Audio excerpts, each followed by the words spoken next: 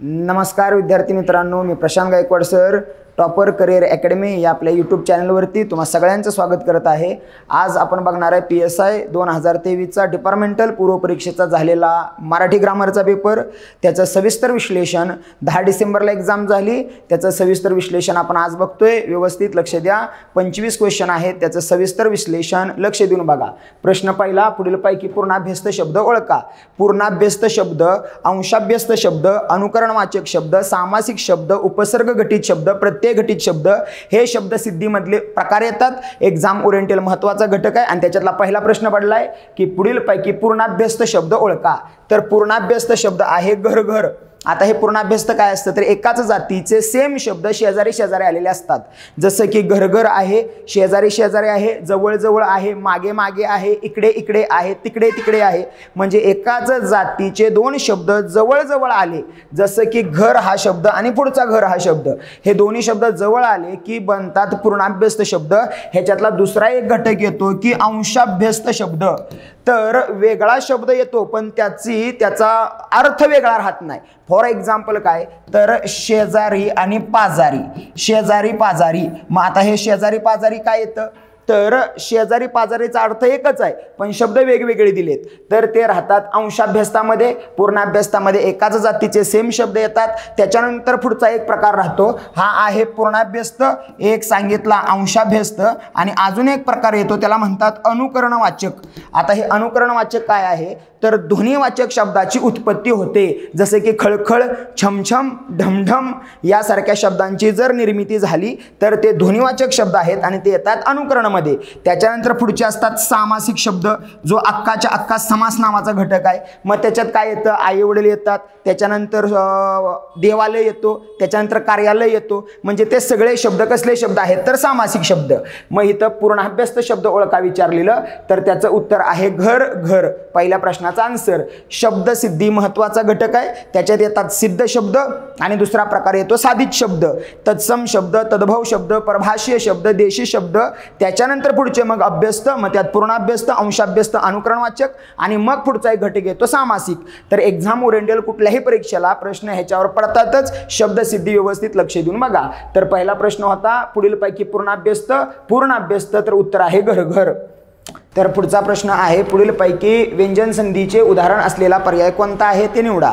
आता व्यंजन संधीचा प्रश्न पडलाय।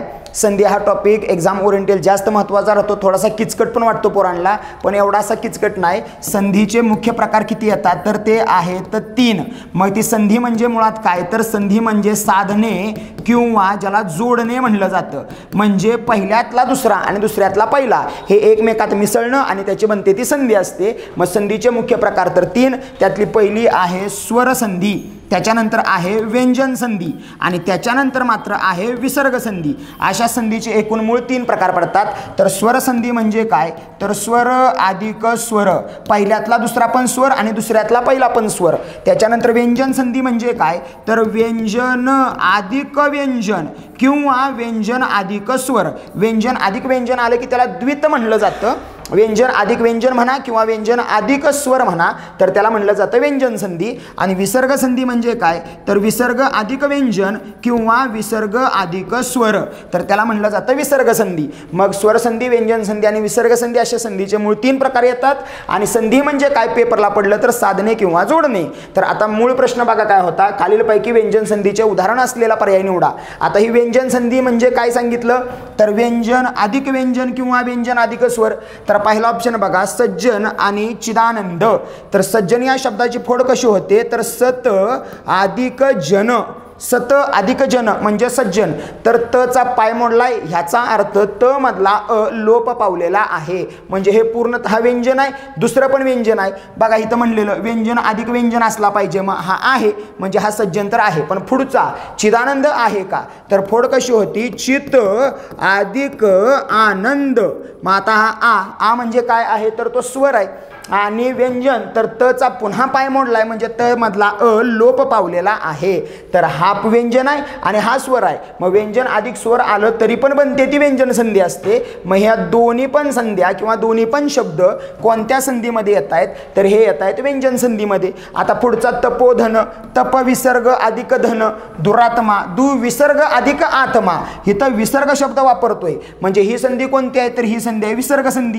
त्याच्यानंतर पुढचा ईश्वर आणि सूर्यास्त, मग सूर्य अधिक अस्त, ईश्वर शब्दाची पण फोड ही सूर्य अधिक अस्त म्हणते या अस्त. मग आता ही कोणती संधी, तर ही आहे स्वर संधी. त्याच्यानंतर महर्षी, तर महा अधिक ऋषी, आणि विद्यार्थी, तर विद्या अधिक अर्थी. तर हिथं पण कशी होतीये, तर हा पण येतोय स्वरच आणि हा पण येतोय स्वरच. मग ह्या दोन्ही स्वर संधी आल्या, ही विसर्ग संधी आली, आणि ही जे सज्जन आणि चिदानंद हा मूळ प्रश्न, तर ती आली ही व्यंजन संधी. तर उत्तर आहे प्रश्नाचं व्यंजन संधी ओळखा, तर सज्जन आणि चिदानंद. आणि संधीचे मूळ प्रकार तर 3 ते सविस्तर बघितलेत. हा होता मूळ प्रश्न. त्याच्यानंतर तिसरा प्रश्न बघा, योग्य विरामचिन्ह वापरून लिहिलेले वाक्य शोधा. योग्य विरामचिन्ह आणली कुठनं, तर इंग्रजीमधनं आणली. विरामचिन्ह मराठी ग्रामरला कुठल्या भाषेनं दिली, तर प्रश्न व्यवस्थित लक्षात ठेवा, इंग्रजी भाषेनं दिली. आता ह्याच्यात विरामचिन्हात काय काय येतं, तर एक आहे पूर्णविराम, वाक्य पूर्ण झाल्यावर. एक आहे स्वल्पविराम, एकाच जातीचे अनेक शब्द दर्शवायचे असतील तर ते विरामचिन्हानं दर्शवलं जातं. त्याच्यानंतर अजून विरामचिन्ह वापरलं जातं, एखाद्याला हाक मारायची असेल तर.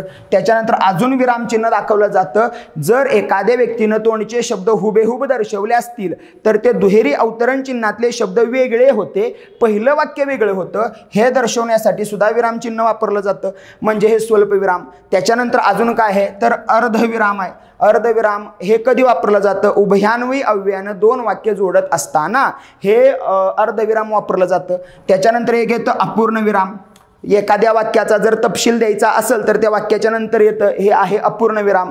त्याच्यानंतर पुढचा येतो एकेरी अवतरण चिन्ह, एखाद्या शब्दावर भर द्यायचा असेल तर एकेरी अवतरण चिन्ह. त्याच्यानंतर येतं दुहेरी अवतरण चिन्ह, तोंडचे शब्द हुबेहूब दर्शवायचे असतील तर दुहेरी अवतरण चिन्ह. त्याच्यानंतर परीक्षेला विचारला जातो, एक आहे संयोग चिन्ह आणि एक आहे अपसारण चिन्ह.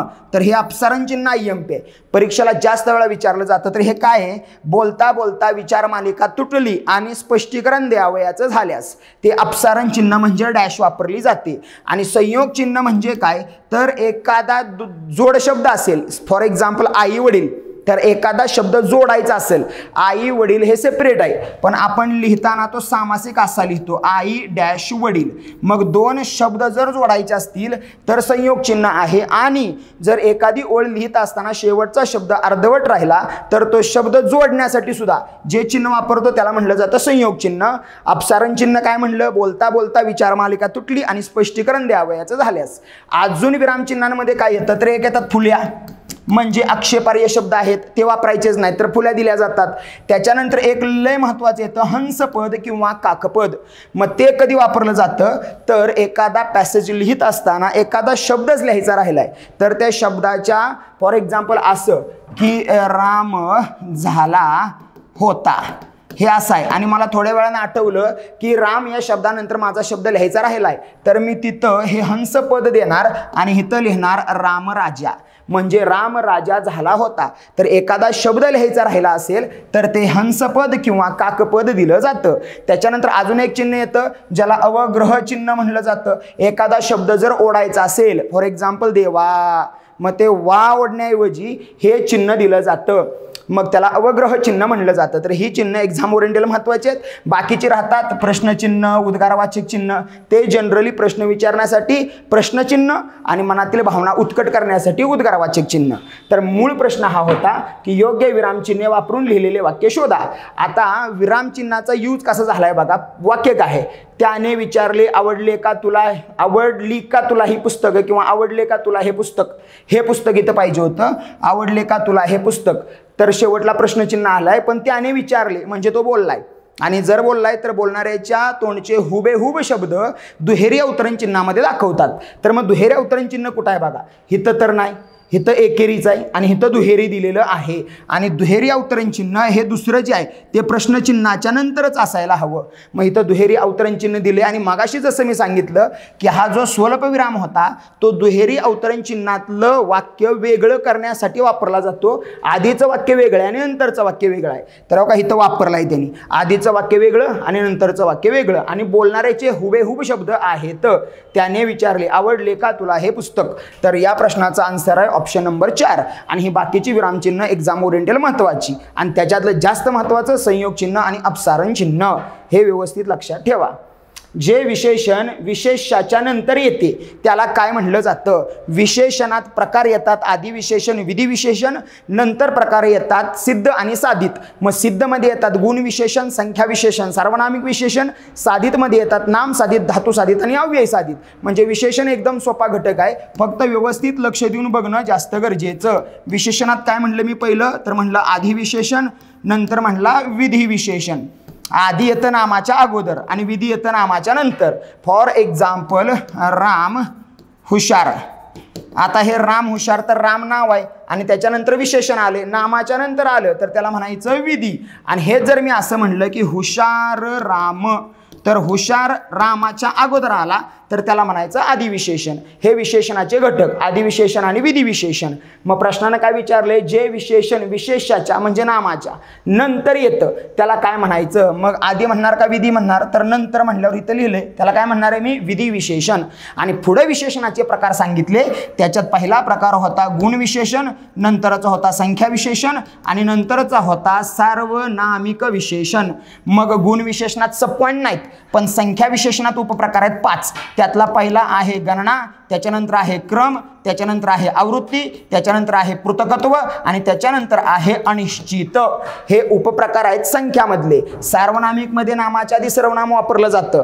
हे झाले सिद्धचे. आता साधितचे परत 3 प्रकार आहेत. त्याच्यात आहे नाम साधित, नंतर आहे धातू साधित आणि नंतर आहे अव्यय साधित. म्हणजे हे सिद्धवाले आणि हे साधितवाले. हे सगळंच्या सगळं विशेषण एक्झाम ओरिएंटल आहे. प्रश्नाने एकदम सोपा प्रश्न विचारलेला की विधी विशेषण कसं येतं सांगा, तर ते नामाच्या नंतर म्हणजेच विशेषण विशेषाच्या नंतर इथं एक्झाम दिलेलं आहे. तर या प्रश्नाचं उत्तर आहे ऑप्शन नंबर 2 विधी विशेषण. योग्य जोड्या लावा अ गट आणि ब गट. आता पहिले काय म्हणलंय? विकारी शब्द जाती, हिमालय, मंदाकिनी, पुस्तक, पर्वत आणि पशुत्व आणि जोडी. आणि इकडे नामाचे प्रकार दिलेत. तर हा घटक आहे नामातला. एखाद्या वस्तूला, व्यक्तीला, प्राण्याला त्याच्या गुणधर्मानुसार दिलेले नाव म्हणजे नाम असतं. नामाचे प्रकार सांगा 3 आहेत.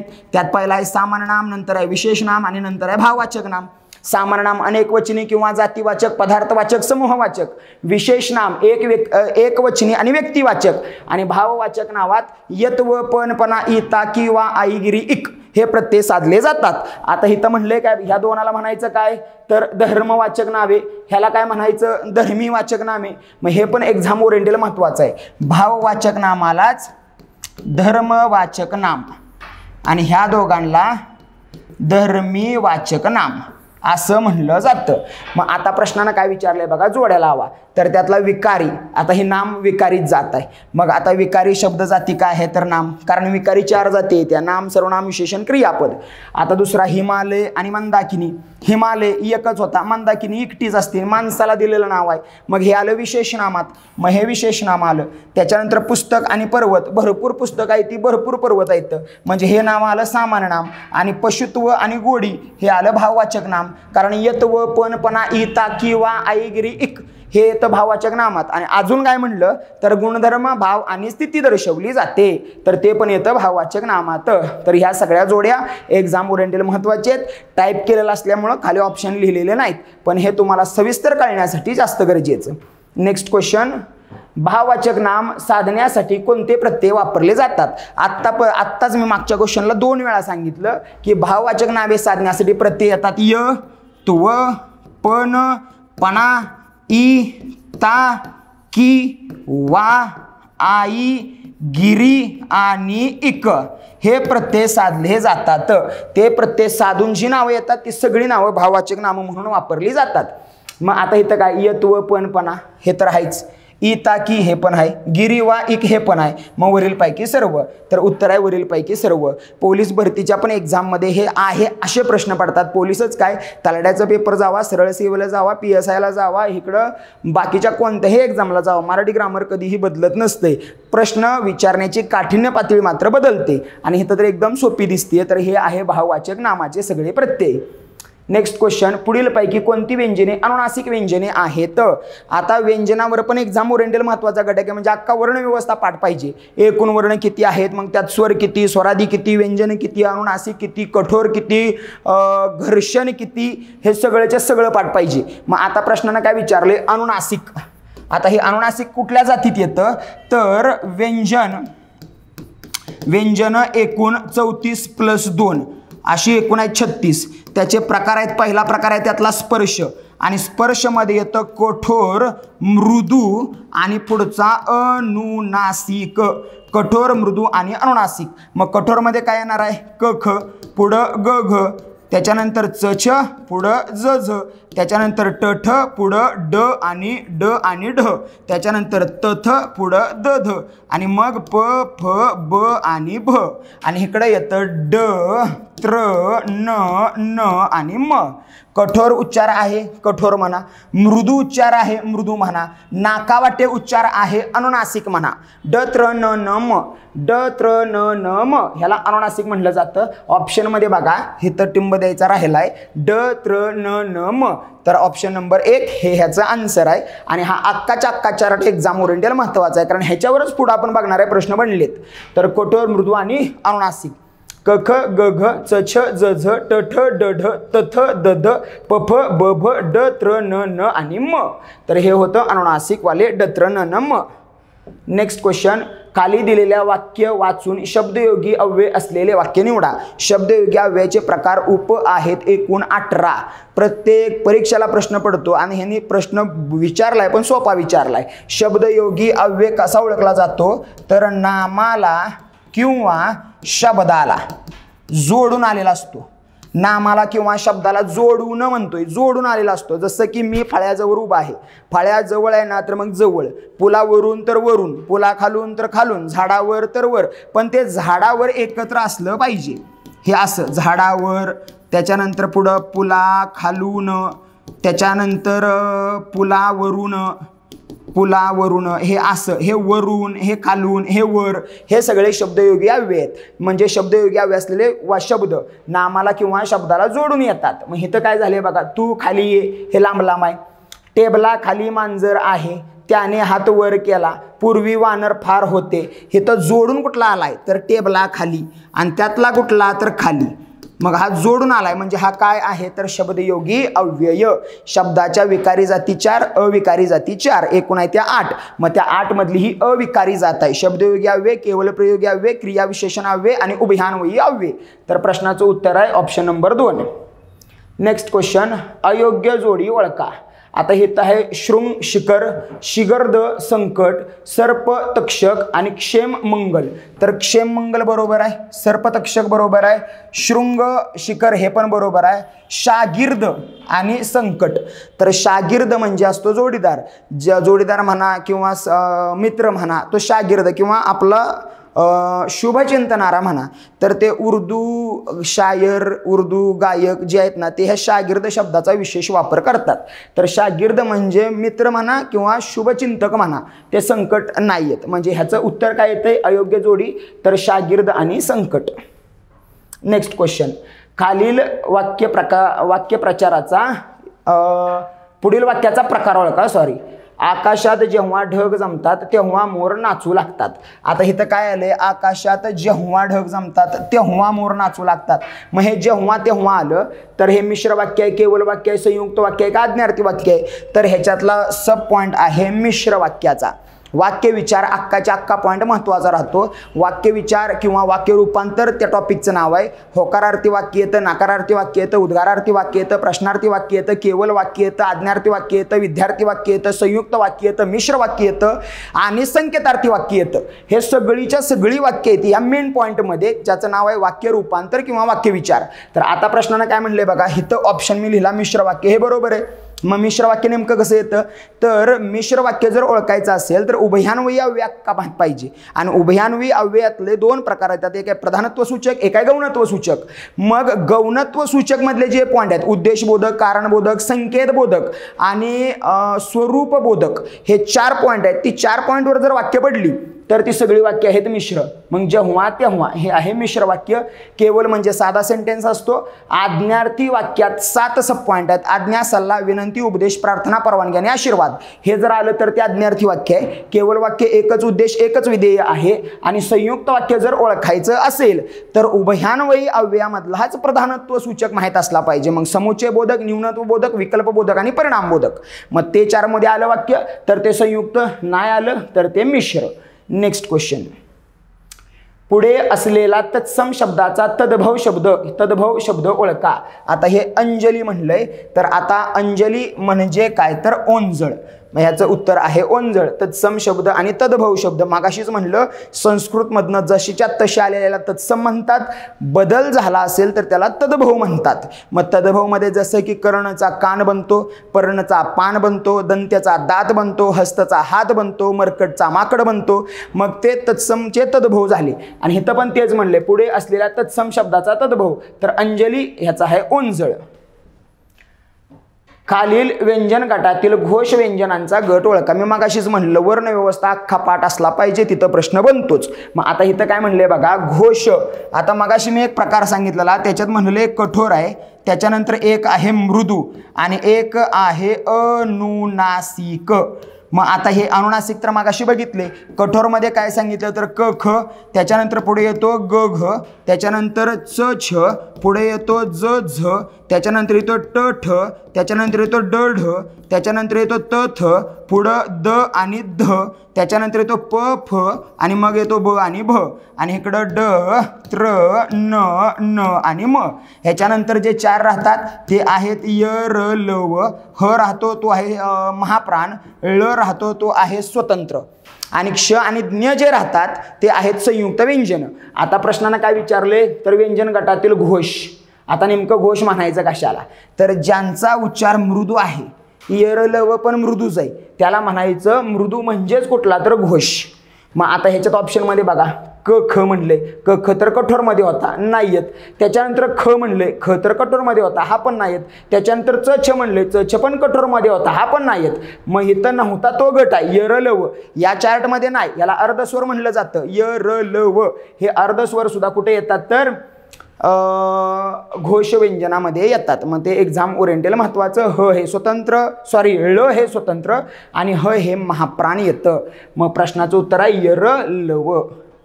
नेक्स्ट, पगडी फिरवणे या वाक्यप्रचाराचा अर्थ सांगा. आता हे पगडी फिरवणे काय असतं तर पश्चाताप होणे, माघारी फिरणे, निंदा करणे, स्वार्थासाठी पक्ष बदलणे. तर हे स्वार्थासाठी पक्ष बदलणे. स्वार्थासाठी पक्ष बदलणे म्हणजे जसं आपण प्लासीची लढाई बघितलेली 23 जून 1757 सिराजउद्दौला आणि रॉबर्ट क्लाइव्ह यांच्यात होणार होती. सिराज जिंकला असता, 5 लाखाची फौज होती, पण तरी सुद्धा हारला, कारण त्याचा सेनापती मीर जाफर यानं स्वतःच्या स्वार्थासाठी बंगालचा नवाब बनण्यासाठी त्याचा साथ सोडली आणि जाऊन भेटला. तो कुणाला भेटला तर रॉबर्ट क्लाइव्हला. आणि मग त्याच्यानंतर जे रॉबर्ट क्लाइव्ह आणि सिराजमध्ये युद्ध झालं त्याच्यात रॉबर्ट क्लाइव्ह जिंकला. का तर स्वार्थासाठी पक्ष बदलणारा माणूस. मग त्याला काय म्हणलं जातं तर पगडी फिरवणे. आणि मग बाकीची पण एक्झाम आपण बघतोय व्यवस्थित. पुढचा प्रश्न, योग्य जोड्या जुळवा. अ गट आहे, ब गट आहे. आता इथं मगाशी मी वाक्य रूपांतर म्हणलेलं, वाक्य विचार म्हणलेलं, त्यातलाच हा प्रश्न आहे. केवळ वाक्य, मिश्र वाक्य, संयुक्त वाक्य आणि संकेतार्थी वाक्य. आता इथं जर तर जेव्हा तेव्हा जे ते जसे तसे असलं असेल तर ते मिश्र वाक्य आहे. मग आता मिश्र वाक्य पण आहे ते संयुक्त वाक्यात सुद्धा येऊ शकतं, सॉरी मिश्र वाक्य संकेतार्थी वाक्यात सुद्धा येऊ शकतं. मग आता नेमकं काय तर ते ऑप्शन डिपेंड करत होता त्याला. मग आता केवळ वाक्य म्हणजे साधं सेंटेन्स. इथं बघा काय म्हणले, मी रोज सकाळी उठतो व 1 तासभर अभ्यास करतो. म्हणजे इथं 2 वाक्य येते, ते काय केवळ वाक्य असू शकत नाही. आम्ही जातो आमच्या गावा, एकच वाक्य आहे, एकच सेंटेन्स असतो, मग ते आलं केवळ वाक्य, आम्ही जातो आमच्या गावा. त्याच्यानंतर आता पुढं म्हणलंय संयुक्त वाक्य, संकेतार्थी वाक्य. आता इथं संयुक्त वाक्य कसं ओळखायचं, तर मगाशीच म्हणलेलं की उभयान्वयी अव्ययातला प्रधानत्व सूचक अक्का माहीत पाहिजे. मग प्रधानत्व सूचकमध्ये काय होतं, समुच्चय बोधक, न्यूनत्व बोधक, विकल्प बोधक आणि परिणाम बोधक. मग आता इथं काय आले, ऊळ आले, समुच्चय बोधक. मग समुच्चय बोधक आला तर ते वाक्य कुठं आलं, तर संयुक्त वाक्यात. मग हे वाक्य आहे संयुक्त. आता राहिलं मिश्र वाक्य. तर जे आणि ते, जे ते आलं तर ते आलं मिश्र वाक्य. पाऊस पडला तर हवेत गारवा आला असता. हिथं संकेत अट आहे. काय अट आहे, तर पाऊस पडायला पाहिजे होता तरच हवेत गारवा आला असता, म्हणजे इथं अट आहे. इथं जर वापरलं नाही, कन्फ्युजन व्हायला वाव आहे. हे दोन्ही पण प्रकार येतात. मिश्र वाक्य ज्यावेळी मी बघतोय ना, त्यावेळी स्वरूप बोधक, कारण बोधक, संकेत बोधक आणि उद्देश बोधक असे 4 पॉईंट त्यात येतात. आणि इथं संकेतार्थी वाक्य वेगळं सांगितलंय. संकेत बोधक म्हणजे पण अटच आहे ते, आणि संकेतार्थीमध्ये पण अटच येते. पण तरी सुद्धा वाक्य बघा फसवलंय कसं, हिथं जर तर दिलाच नाही आणि हिथं जे ते दिलंय. मग हे जे ते वरनं कळलं की हे वाक्य कसलं वाक्य आहे, मिश्र वाक्य. Next question. हे होत्या 4 त्याच्या जोड्या. क्रिकेटचा अंतिम सामना हरल्यानंतर कर्णधाराने गोलंदाजावर दोषारोप केला. आता हे दोषारोप या शब्दाचा अर्थ ओळखा असं पुढे प्रश्नाने सांगितलेलं. मग आता काय म्हणलंय, नाकाने कांदा सोलणे, केसाने गळा कापणे, अंगाचे लाहे होणे आणि पुढे दिलाय खापर फोडणे. मग आता इथं वाक्यावरूनच लगेच कळतंय, क्रिकेटचा अंतिम सामना हरल्यानंतर कर्णधाराने गोलंदाजावर दोषारोप केले म्हणजे काय, फोडलं, खापर फोडलं. मग गोलंदाजानं किंवा कर्णधारानं त्या गोलंदाजांवर खापर फोडले. मग उत्तर आहे या प्रश्नाचं 4था पर्याय. नियम आहे पुढचा, विसर्गापुढे श श स आल्यास विसर्ग कायमच राहतो किंवा त्याबद्दल अनुक्रमे श श सच येतं. हे हातचाच मार्क आहे, पोरांना लगेच कळायला असणार आहे. अनहकरण, दुःशासन, बघा काय म्हणले, श श स आल्यास त्याबद्दल श श सच राहतो म्हणजे दुःशासन. श श तर श शच राहिलाय. दुविसर्ग अधिक शासन म्हणजे दुःशासन. म्हणजे इथं दिलाय तर श आणि स बघा नियमानुसार इथं जागेवरच राहिलाय. पुढे अधपत नाही, प्रतक काल आहे, अनकरण आहे, म्हणजे हे बाकीचे बाहेरचे होते. हा एकदम सोपा पर्याय होता. Next question. योग्य जोड्या लावा. गट अ गट ब. आता परत काळ आलेत. वाक्यातील क्रियापदावरून वाक्याची क्रिया कधी घडली याचा बोध होणे म्हणजे काळ. वाक्यातील क्रियापदावरून वाक्यातली क्रिया कधी घडली याचा बोध होणे म्हणजे काळ. काळाचे मुख्य प्रकार येतात 3. मग त्यात आहे वर्तमान काळ, त्याच्यानंतर भूतकाळ आणि त्याच्यानंतर भविष्यकाळ. एका काळाचे उपप्रकार येतात 4. मग त्यात आहे साधा, चालू म्हणजेच अपूर्ण, पूर्ण आणि रीती असे 4 प्रकार येतात. मग आता इथं काय म्हणलंय बघा, अपूर्ण भूतकाळ, पूर्ण भूतकाळ, रीती भूतकाळ आणि साधा भूतकाळ. ला ली ले लो, ला ली ले लो एवढ्यावरनं कळतो तो काळ आहे भूतकाळ. तातीत येतो या क्रियापदाला लागलेल्या प्रत्ययावरनं जो कळतो तो आहे वर्तमान काळ. आणि इल आणि इन याच्यावरनं कळतो तो आहे भविष्यकाळ. मग लाली लेलो हे सगळंच लाली लेलो असणार आहे. ला आहे, त्याच्यानंतर होता होता असे म्हणल्यावर हा पूर्ण सगळी वाक्य भूतकाळातले येते. मग आता हे लाली लेलो एवढ्यावरनं साधा भूतकाळ क्लिअर कळतो आपल्याला. मग आता बघा साधा भूतकाळ त्याने अभ्यास केला, लाली लेलो त्याने अभ्यास केला, हा साधा भूतकाळ आला. आता अपूर्ण भूतकाळ क्रिया चालू असणार आहे भूतकाळात, तो अभ्यास करीत होता, करून झालेला नव्हता म्हणजे आहे अपूर्ण भूतकाळ. त्याच्यानंतर पूर्ण भूतकाळ वाक्य पूर्ण झालेला असणार आहे, त्याने अभ्यास केला होता, हे वाक्य अर्थ पूर्ण आहे याचा म्हणजे हे पूर्ण भूतकाळ. आणि मग राहिला रीती असे क्रियापद येतं. रीत म्हणजे वाट, वहिवाट किंवा सवय. मग रीती भूतकाळ, तो अभ्यास करत असे, त्याला सवय होती भूतकाळात. मग हे आलं जोड्या लावातली योग्य पर्याय. उत्तर जे काय ऑप्शनमध्ये असेल ते योग्य आहे. पण हिथं महत्त्वाचं तुम्हाला डिस्क्रिप्टिव्हली कळणं, काळाचे प्रकार सांगा कोणते प्रकार किती एका पॉईंट येतात. लाली लेलो काय आहे, साधा भूतकाळ आहे. तातीत येतो काय आहे, साधा वर्तमान काळ आहे. इल इन काय आहे, साधा भविष्यकाळ आहे. त्याच्यानंतर पुढचा क्वेश्चन. योग्य जोड्या लावा. गट अ गट ब. परत जोड्यात लावा आलेत. मग आता काय म्हणले बघा, इथं मला वाटतं म्हणी आणि पुढचा त्याचा अर्थ दिला असेल. गोगल गाय अन पोटात पाय, गोगल गाय अन पोटात पाय. लबाड मनुष्याकडून मिळेल तेच पुष्कळ, आपणच गुन्हा करून ओरड करणे. कपटी मनुष्य, शूद्र मनुष्य शुल्लक वस्तूच्या लाभाने आनंदतो. तर आता बघा काय म्हणले, गोगल गाय अन पोटात पाय. आपल्या ग्रामीण भागात बहुधा ही म्हण वापरली जाते. कोल्हा काकडीला राजी, चोराच्या उलट्या बोंबा आणि चोराच्या हाताची लंगोटी. तर गोगल गाय अन पोटात पाय म्हणजे कपटी मनुष्य, म्हणजे खळखळून न हसणारी, आतल्या गाठीची. त्याला कपटी मनुष्य म्हणायचं. म्हणजे कधीही मनातलं कुणालाही कळत नाही, आतच राहतं आणि ऐन टायमिंगला डाव करायचा प्रयत्न करतं, मग त्या माणसाला म्हणायचं कपटी मनुष्य. गोगल गायन पोटात पाय. कोल्हा काकडीला राजी. शूद्र मनुष्य शूद्र वस्तूच्या लाभाने आनंदतो, म्हणजे कोल्हा काकडीला राजी. चोराच्या उलट्या बोंबा. मग आता काय, आपणच गुन्हा करून ओरड करणं म्हणजे चोराच्या उलट्या बोंबा. आणि चोराच्या हाताची लंगोटी म्हणजे लबाड मनुष्याकडनं मिळेल तेच पुष्कळ. म्हणजे चोराकडनं काय मिळायची अपेक्षा नाही, पण चुकून काय गावलं तर तेवढं बी भरपूर आहे आपल्यासाठी, असा अर्थ आहे त्याचा. लबाड मनुष्याकडून मिळेल तेच पुष्कळ. मग या होत्या त्याच्या जोड्या. चला नेक्स्ट क्वेश्चन. खालीलपैकी देशी शब्द असलेला गट ओळखा. आता मगाशीच मी म्हणलं सिद्ध शब्द आणि साधित शब्द. बघा 2 ते 3 प्रश्न पडले. मराठी ग्रामरचे ठराविक पॉईंट आहेत, त्या पॉईंटवरच विशेषतः भर दिला जातो. आणि मग इथं काय म्हणले, खालीलपैकी देशी शब्द असलेला गट ओळखा. मग देशी काय, लुगडं, दगुड, ढिकूळ, ढिकूण, बारी, वाटा, शेतकरी, चोर, अशा अजून भरपूर प्रकार येतील. तर आता ते ऑप्शनमधले बघूया आपण. तर झाड म्हणले, दगड म्हणले, रेडा म्हणले आणि चिमणी म्हणले. बाकीची बघायची गरजच नाही. झाड, दगड, रेडा आणि चिमणी हे सगळे प्रकार आहेत देशी शब्दातले. प्रॉपर पहिल्यापासून गावठी वापरलेला शब्द म्हणजे देशी शब्द. तत्सम संस्कृतमधनं आलेला, तद्भव संस्कृतमधनं मराठीत येताना बदल झालेला. आणि परभाषेमध्ये मग अक्का, अण्णा, अडकित्ता, खलबत्ता हे असले जोडलेले शब्द कानडी शब्द येतात. मग काय त्याच्यात गुजराती, काय आहेत फारशी, काय आहेत इंग्रजी, भरपूर शब्द आहेत. तिथं जरा फोकस व्यवस्थित करा, कारण एक एक मार्क महत्त्वाचा आहे. मग आता इथं खालीलपैकी देशी शब्द तर झाड, दगड, रेडा आणि चिमणी. Next question. वर्णमालेतील स्वतंत्र दंड असणारी व्यंजने किती? बघा वर्णव्यवस्थेवर कितवा प्रश्न आहे हा. वर्णव्यवस्था खूप जास्त महत्त्वाचा आहे. याचं डिवायडेशन होतं स्वर, त्याच्यानंतर स्वरादी आणि त्याच्यानंतर पुढे येतात व्यंजने ज्याचा उच्चार स्वतंत्र होणार आहे 14. इथं स्वरादी 2 आणि इकडं 34 + 2 अशी 36 म्हणलेलं. मग बघा ही 36 आणि ही 14, 40 आणि 10 50 आणि 2 52. वर्णव्यवस्था किती जणांची बनली? 52 जणांची. स्वरांमध्ये डिवायडेशन आहे ऱ्स्व दीर्घ संयुक्त. इथं अनुस्वार विसर्ग, व्यंजनामध्ये स्पर्श व्यंजन, अर्धस्वर, त्याच्यानंतर महाप्राण, त्याच्यानंतर स्वतंत्र, त्याच्यानंतर संयुक्त व्यंजने. इकडं प्रकार भरपूर आहेत. मग इथं प्रश्न बनतातच. त्याच्यामुळे या पॉईंटला दुर्लक्षित करणं घातक ठरेल. मग आता वर्णमालेतील स्वतंत्र दंड असणारी व्यंजने कोणती? मग आता स्वतंत्रचा अर्थ काय? हे ग हा दंड आहे तो स्वतंत्र आहे. त्याच्यानंतर हा न हा स्वतंत्र आहे. त्याच्यानंतर हा श हा स्वतंत्र आहे. मग ग, न आणि श, गणेश एवढ्यावरनं त्यांना ठेवलं तरी पुष्कळ आहे. हे स्वतंत्र दंड असणारी किती बनली? तर 3 बनली. ऑप्शन नंबर 2 हे 3 आहेत. मग दंड नसणारच कोणता आहे हा पण प्रश्न बनतो. तर दंड नसणार आहे र. त्याला दंडच नाही, मग तो आहे र. त्याच्यानंतर अजून काय? मध्ये दंड असणारी सांगा. मग मध्ये दंड असणारी आहेत क एक आहे आणि फ एक आहे. ही मध्ये दंड असणारे आहेत. त्याच्यानंतर पुढं दंडाला जोडलेली कोणती आहेत?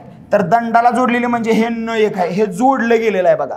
मग अशी न सारखी अजून भरपूर आहे ती. पण इथं 1 2 3 मूळ प्रश्न हे दंड नसणार, हे मध्येच दंड असणार असे प्रश्न. ह्याच्यावर पण बघा विशेष फोकस होतो की दंड नसणारं व्यंजन सांगा. तर ते र आहे. आणि हे ग, न आणि श हे उभे दंड असणारे वर्णमालेतील स्वतंत्र. स्वतंत्र म्हणजे उभे असे सेपरेट. तर ते स्वतंत्र दंड असणारे व्यंजने किती? तर ते आहे ती 3. हे होतं ह्याचं उत्तर. तर 20 प्रश्न होते. हे ॲक्च्युली पडलेत 25 प्रश्न. पुढे एक पॅसेज पडला आहे, त्या पॅसेजवरती 5 प्रश्न आहेत. पण हे सगळं टाईप करायला लागल्या कारणानं ते पॅसेज पूर्ण टाईप केलेलं नाही. ग्रॅमॅटिकल जे होतं ते आपण सगळं बघितलं. जर ह्याच्यात अजून काही अपडेट हवे असतील, सविस्तर एखादा पॉईंट हवा असेल तर कमेंटमध्ये नक्की सांगा. व्हिडिओ आवडला लाईक आणि सबस्क्राईब करायला विसरू नका. धन्यवाद.